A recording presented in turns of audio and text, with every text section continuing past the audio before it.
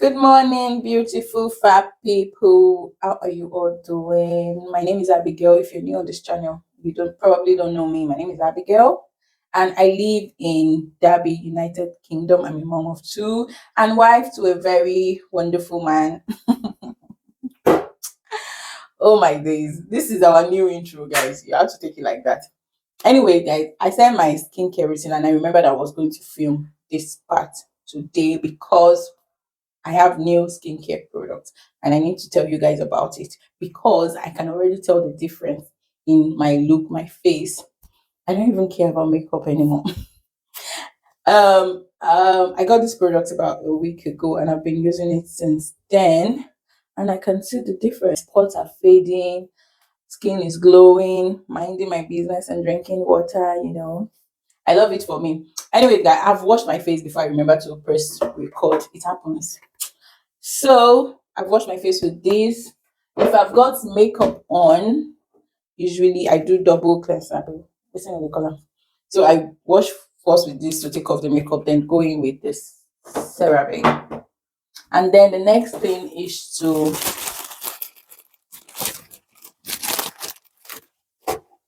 go in with my the next thing is to go in with my niacinamide brightening toner. This product from Good Molecules is excellent. I mean, good reviews, always good reviews with it. So I just put it on my cotton pad and put it around my face. So after the toner, the brightening toner, I'm going to go in with the I don't joke with this discoloration correcting serum. I do not joke with this product from Good Molecules. I mean, if you've got hyperpigmentation, I would highly recommend this for you.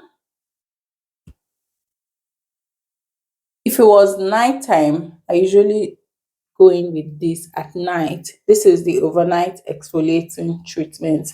And I also use this retinol from the ordinary. So I use both of these at night.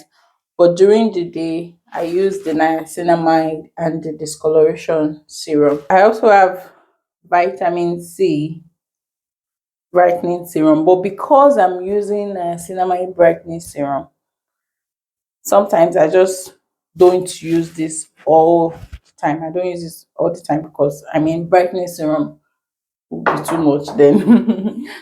I don't use that all the time. I used it yesterday, so I'm not going to use it today and maybe tomorrow. You understand what I mean? So the steps are so easy, so simple. Next thing is to go in with moisturizer. You need moisturizer, okay?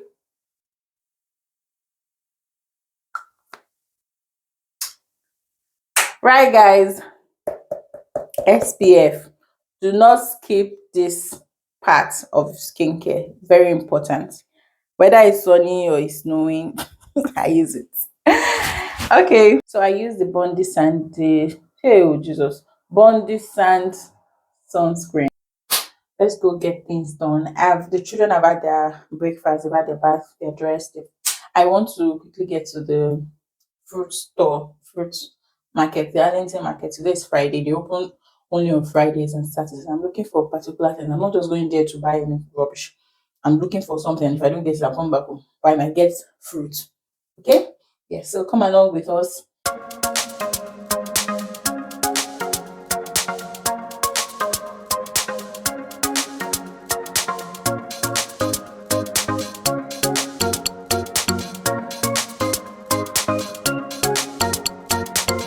Hello, we're back. I didn't get exactly what I went there for. Like I went there for specific things and I didn't get it, but I got fruit. I think that's like the major things we get from there. So I want to show you guys what I got. I got this box of strawberries for £2. Strawberries are naturally expensive. They are not like expensive, but they just cost more than other fruits, some fruits. So I got this box for £2. I got all these grapes, red grapes, for £1. So this costs £1. Let me show you what it looks like. So this is £1. I think it's good. In order not to get spoiled in time, I'll just wash everything now, put it in a bag. I can freeze some and just put some in the fridge. So you know, the ones I freeze, I use them for smoothies. So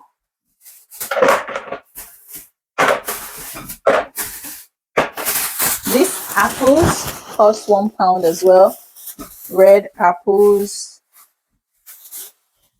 I don't know where this thing stopped recording, but I've got pears here.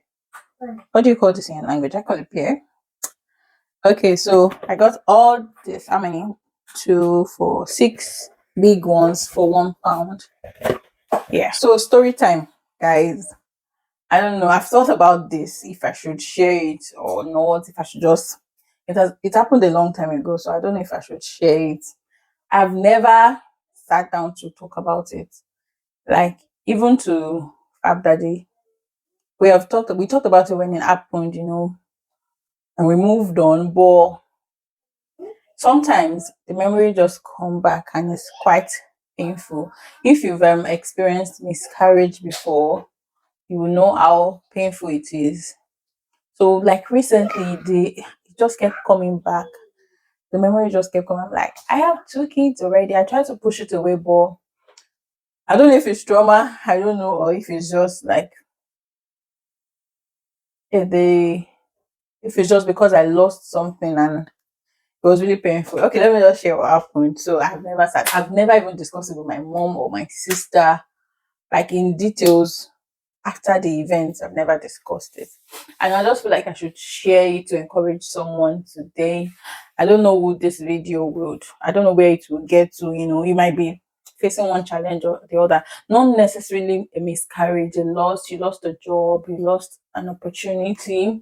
I know it's very difficult at that point. It can be very painful, but then life goes on. Yeah, life goes on. Okay, so shortly after our wedding, after everything, a couple of months after, I got pregnant. I mean, a new couple, newly wedded couple, the excitement was off the roof. Like, oh, we got pregnant on time. Oh, that's good. We don't have to, not to mock or judge anyone. We wanted babies on time. Okay, we wanted to do it and just get it over with. So we were excited. I went for scans. Everything was normal, was fine. And I moved, like life just still went on.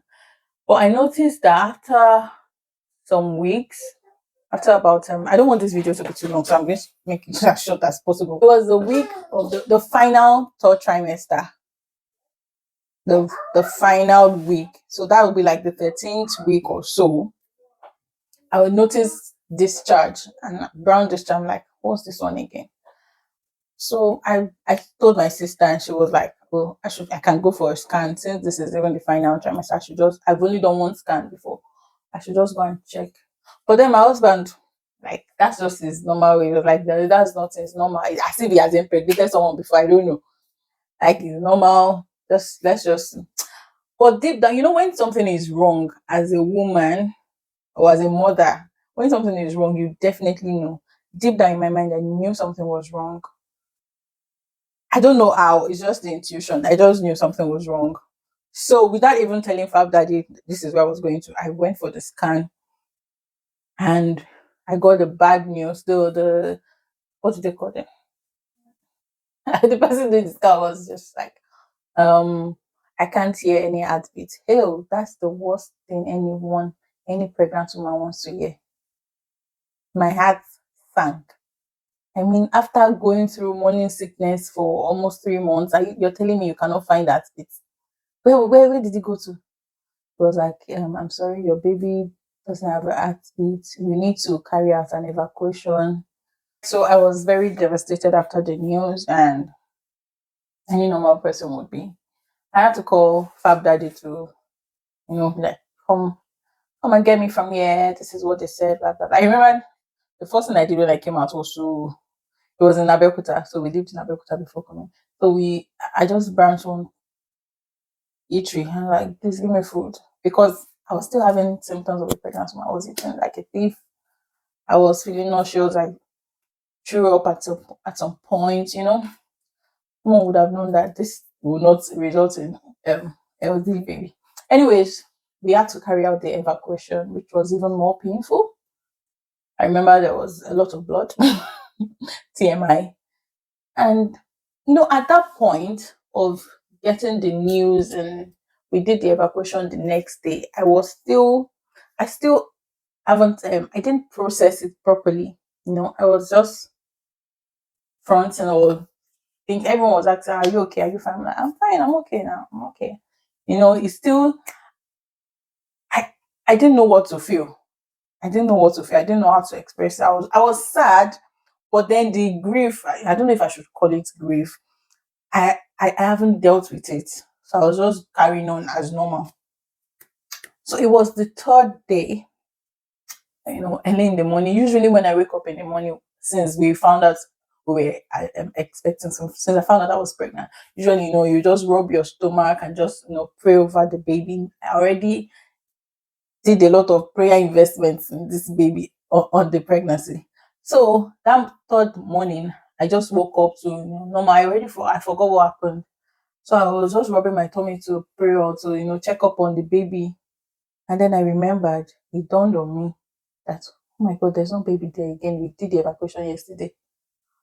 Guys, the way I wailed, no, I did not cry. I wailed, I wept. I was wailing, all these ugly tears, ugly cry. I woke Fab Daddy from, he woke up. I was like, what is it? What is it? What's it? I was like, my baby is gone. My baby. Oh my God, it's still painful. I don't want to cry about this. It's still very painful though. Well, that day was a very rough day for us. And I mean, both of us cried, crowed, crowed. We had to comfort each other. After they reassured, I was like, we'll have another one. This was the first one. Like, I want to know why. I want to know why because I don't want such to happen again. But the funniest thing is, no one could explain why it happened. I had to ring some people. Like I worked in the hospital, unfortunately, and they couldn't even tell me why it happened. I was so sad. It was a very sad moment, and it was now difficult to move on because I now kept buying this pregnancy strip to find out if the baby was still there because I was still feeling the pregnancy symptoms. But I read about it and then said it's after a while because those hormones are already in my body. It will take a while for them to leave. So after about another month, then I stopped feeling pregnant. Everything that was already, rising before, like I wasn't showing, but there was a difference in my body. My body was starting to change. So everything just came back to normal. Some people that were already told that we're pregnant, we had to tell them we're not pregnant again. We had to tell them we're not pregnant again. But I just want, thankfully, it wasn't long after that, though I became very paranoid. Oh my God. I became very paranoid, checking my menstruation, checking my ovulation because I wanted to, get pregnant again. And I just wanted to know why I was having it. I read a lot about it, why women have miscarriage. Sometimes you cannot even explain. Sometimes it's stress, it might be emotional. This thing is a foreign thing in your body and your body might take a while to adjust to it. You cannot just explain sometimes why it happened. In my own case, there was no explanation. I think it was just stress, honestly, because it took a while before I noticed I was pregnant. It wasn't long after I discovered I was pregnant, I had the miscarriage. So thankfully, 3 months or how many months after that, we took in again, and then we were so careful, guys. There was nothing like sex. We don't even try it again. We don't try it. Once we find out that we're pregnant, even if we're going to have sex, it's going to be not in the first trimester at all. In fact, the second one, if we're going to gap it a lot and push it to when we're about to, put to bed, so that it will help with delivery. And know some people, a lot of people understand what I'm saying. So thankfully, that resulted in a healthy baby. I'm just sharing this now. I don't know why I'm sharing it, but if you're in this situation, you have had one, even two or more miscarriages.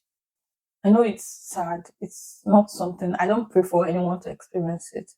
When you have hope for something and just like that, there's the thing is no more. I don't know. Just keep praying, believe God. And I just want to point out that when that testimony, when you finally have that thing, you would even be telling yourself that, why was I worried? Like when I now had my babies, first one, second, I'm like, why was I even? I'm a fool to be worried because this thing was even out of my control. I mean, there are some things that you hope for, you want to get, but it's not in your control. So why worry? It's easy to say this, but even the Bible said, be anxious for nothing, because you cannot even control. You're not the one that make babies. You don't have the power to. If it's something within your control, then that's another thing, but it's not in your control, so why worry? I just want to encourage someone to live your life. Do not hold back on living because you're expecting something, either marriage, you're expecting a man, you want to have children. Don't hold back living. Live your life to the fullest. Go on holiday. I know. I wish I did all that, because that point, at that since when we lost the pregnancy till I had another, till I became pregnant again, I was not living. I was just going to work, coming back. I wasn't happy. There was no joy, and we just got married. Remember, imagine being a new couple and having no joy. I mean, I don't want to live like that. And in fact, I have learned and I have grown.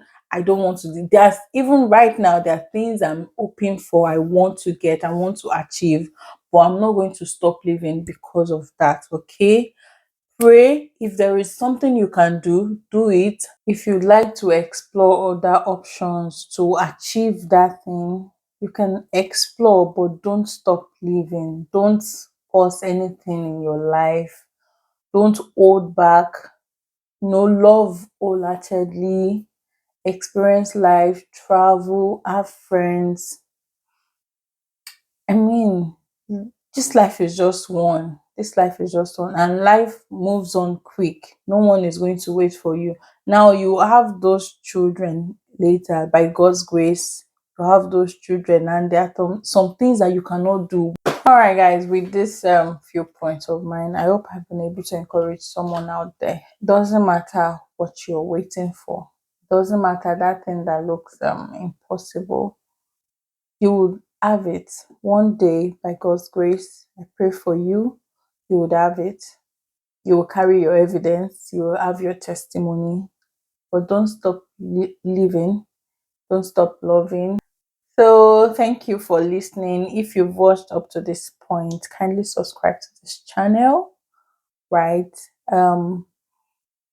Yes. So like our videos, turn on the notification so you can get notified whenever we post a new video. And I'll see you in the next video. Mwah.